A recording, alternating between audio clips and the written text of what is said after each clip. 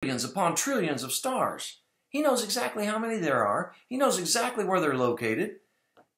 He knows what they look like because he made every one of them. He looks at each individual star, each with its own unique qualities, and he gives it a name. That's beautiful. God knows each star by name. Now let me ask you, if God is that intimate with the stars of the universe, don't you think he knows everything about you too? Don't you think he knows every problem you have, every desire of your heart, every thought and intent in your mind? There's a lot of God-fearing believers who make the mistake of thinking that God just created the world and set it in motion, and then he's kicking back and doing nothing. That he has nothing to do with our little lives.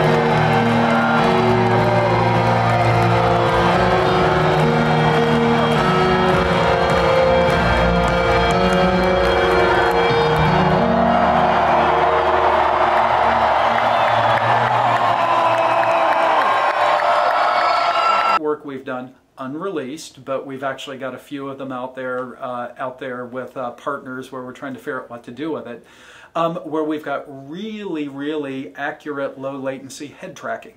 Okay. Now in the headsets. Yep. And we're going to demonstrate a couple of the things we can do, and then maybe talk about what comes next with it. I saw a startup who's also doing that with headphones.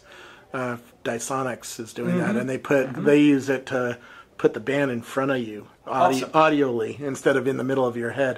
And Yes. so as you turn your head, the band stays in the same place. So that's correct. So one of the things that we've done with it already is, you're right, with kind of the immersive big can style headset, is the ability, even if you think in terms of listening to a symphony, interestingly enough, as I move my head, the violins aren't supposed to flail around. The violins are supposed to stay there, and the clarinets are supposed to stay over here. Interestingly enough, with a headset that keeps them in the same spot, it's a much more realistic experience. The right thing is occurring. You can see why this would be important in a conference room. Hugely. A virtual conference room. I want you to stay in the same spot. I don't want you moving around as I move my head around.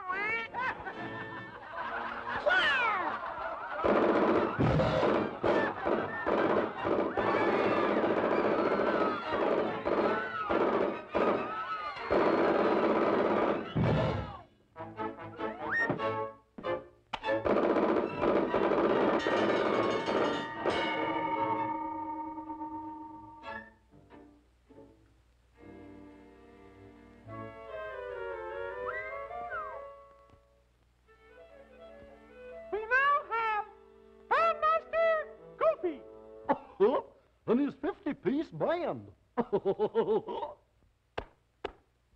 Come on, fellers. Forward, march.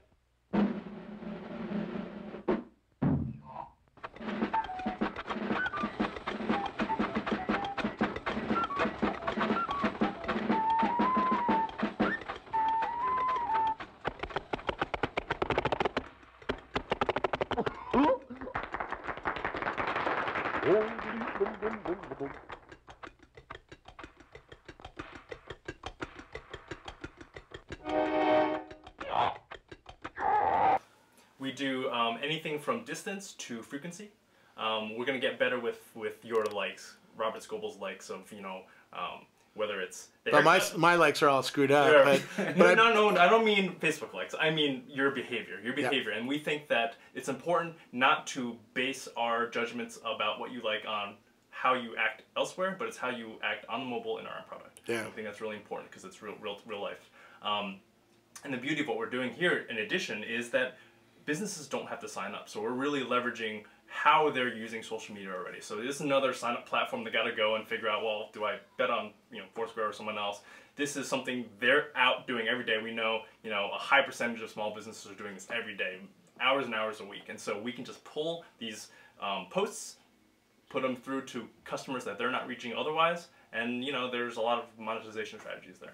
Now, how fast is it? If I'm driving around and I have my iPhone up, does it show me anything while I'm driving, which is distracting? Or I can imagine wearing the Google glasses and riding a bike, and if you ride through downtown Half Moon Bay, you're going to get different offers than if you're at the Ritz, right? Absolutely. So you can imagine these fences that kind of surround you as you realize that when people say something is for sure, what they're really saying is I think this might be how it's going to be for a little while longer, which is you go to London and you hear one thing, and if you swear words, swear words are a great example, which you'll hear a word in London, which you'll no one is allowed to say, right? You say it and everyone like flinches. Yeah. Then you go to Singapore and everyone says it all the time, and there's another word which like the everyone word for flinches at. cigarette in London is fag, right? Exactly. In San Francisco, that's has a completely different meaning. Yeah, and I think what you realize is you're like, at a very young age, I realized that you know what people tell you isn't always true, or at least they might think it's true when it's really not. And I think that really helped me develop an open mind and be like, you know, ask what if a lot. You know, I think in Google's culture, I think they ask what if all the time, and I think that leads to like the coolest things. Very cool.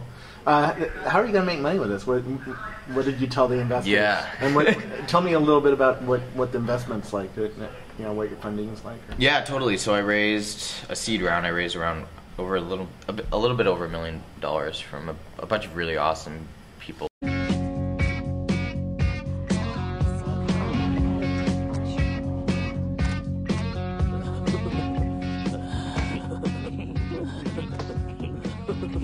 It's like it's coming out of his ass, but then it's like also coming out of the ass of the ass. It's like the poop's coming out of the ass of the ass.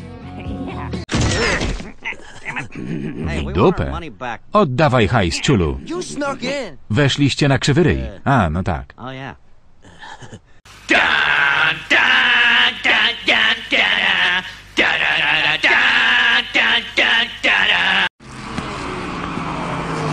This is stupid.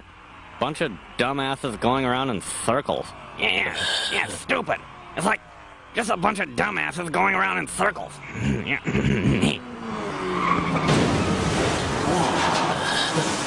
This is the coolest show in the history of television. Yeah, it's the coolest show in the history of television. ESPN. He's Pan. That was cool. Oh yeah.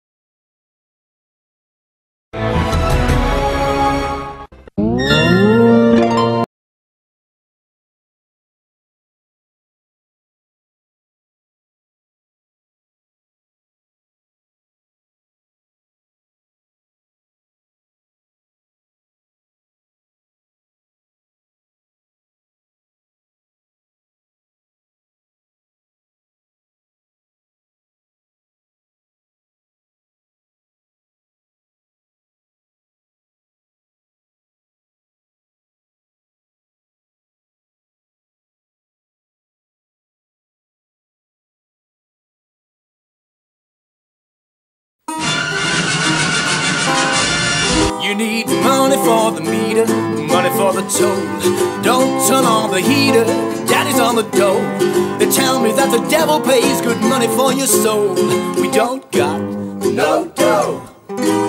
Tell me there's $1 in the pocket of your jeans. Need money for the baby, the bacon and the beans. I'd buy you a dozen roses, but I just don't have the means. Don't got no dough. Sorry, Mr. Landlord, I cannot pay the rent. Run down to the bank and ask them where my money went. Then come back and tell me just who overspent. Mister, let me tell you, I blame the government.